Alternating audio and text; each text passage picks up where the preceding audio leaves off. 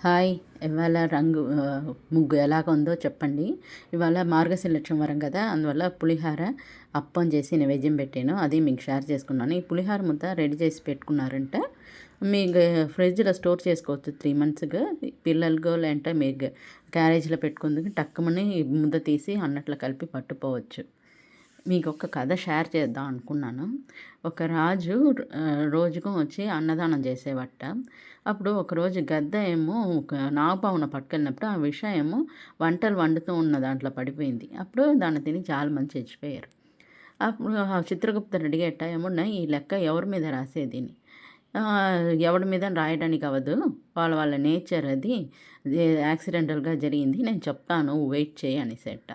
అప్పుడు ఇంకొక రోజు ఆతుర్లు వచ్చి భోజనానికి వచ్చినప్పటికి అప్పుడు ఆ ఊర్లో ఒక వాడు అన్నట్ట, "అమ్మో! ఈ రాజు అందరిని చంపేసేవాడు భోజనాలు పెట్టి. ఇక్కడ వచ్చి తింటారు" అన్నట్ట. వాళ్ళు భయపడిపోయి పారిపోయారట. అప్పుడు యముడు అన్నట్ట, "ఈ లెక్కలన వీడి మీద రాయి.